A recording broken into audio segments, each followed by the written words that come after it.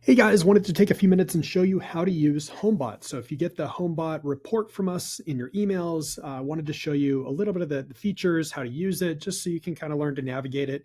You can't break it. You get a screen, it kind of looks a little something like this. We're going to use this on my sample property here, right up here, which is this Old Marsh Way property.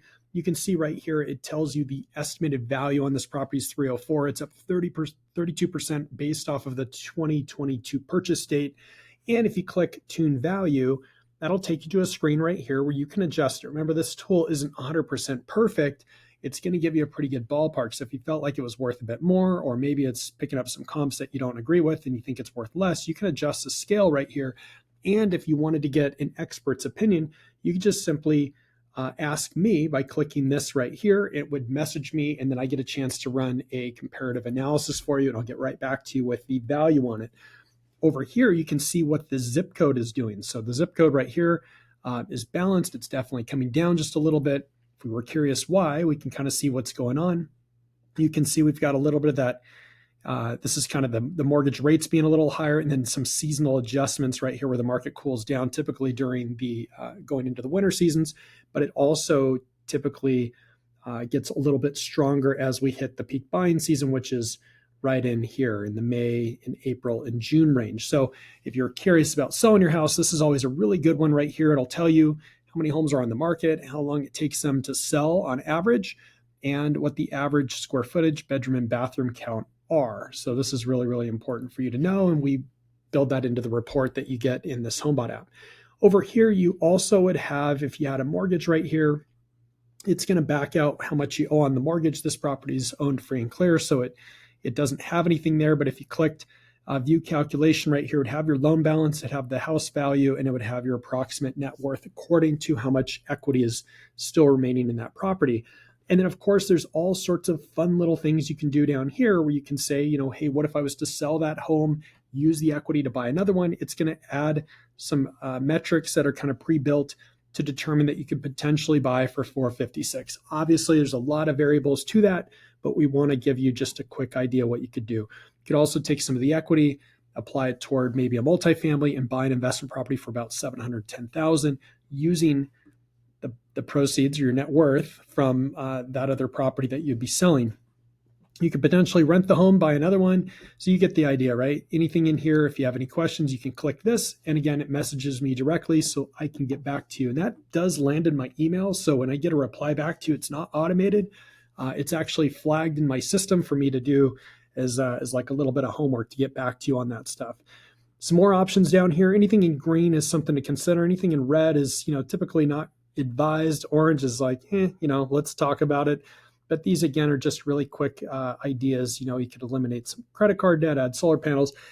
Again, all these are using just kind of a bare metric that you can use. This one's really interesting. If you scroll further down in the report, it's going to show you what your home potentially could bring in if you were going to rent it through Airbnb. So if you were interested at all in some short-term rentals, you can see the seasonality changes based off the area and how much you would expect to pull in. So like here in March, about $2,800, but man, February is brutal. Nobody's traveling, or it doesn't really have too much of a demand.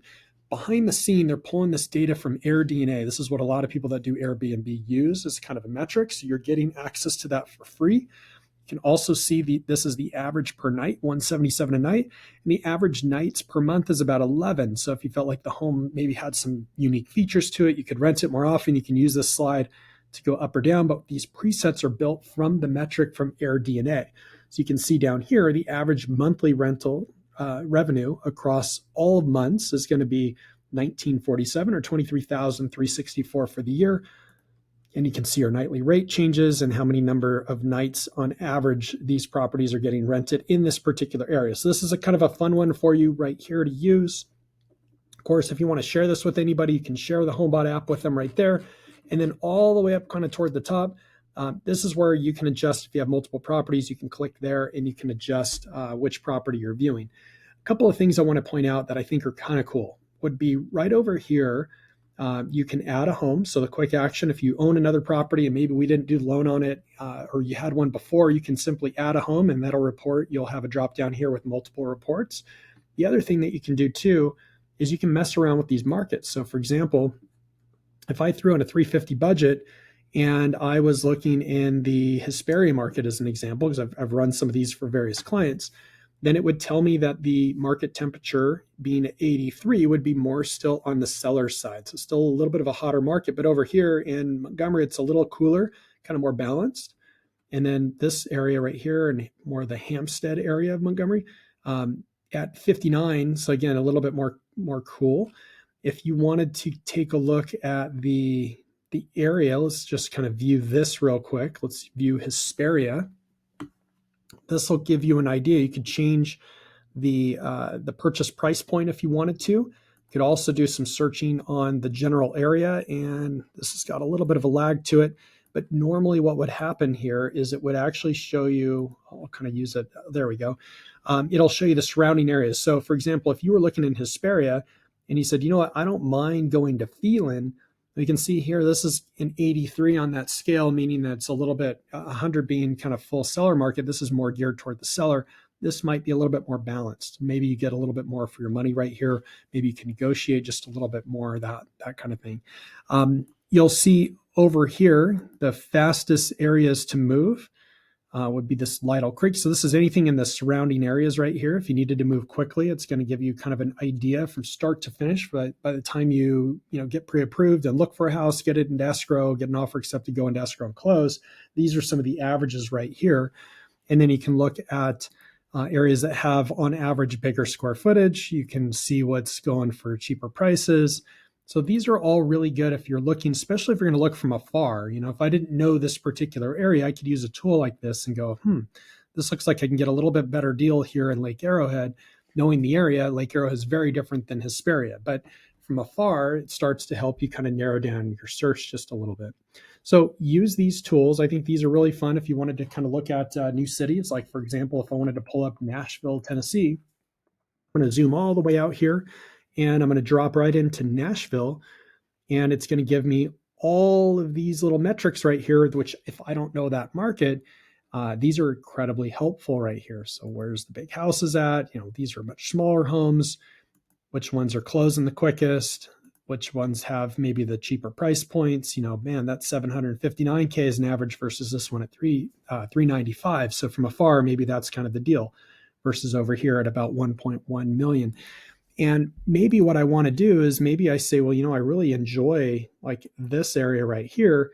Then I could just simply add that as a favorite, and it'll give me reporting on a monthly basis on what's coming up in the area and what's changing in that area. I could also change my price point. Maybe I want to go to like 550,000, and I could explore this market with 550, and then I can actually look at more homes right here. So just a quick little tip for you. Wanted to show you how to use this Homebot tool. I think it's really, really helpful. And a lot of people kind of don't spend the time diving into it. But I think if you were using this tool to kind of explore a new market, get ideas on where you want to maybe buy an investment property or where you want to move to, this is a great tool for you to use. If you don't have access to it, there's a link in the description here to get you access to Homebot. It's free on your side. We supplement that cost on our end as a lender. All right, guys, hope you have a good one, and we'll talk to you soon.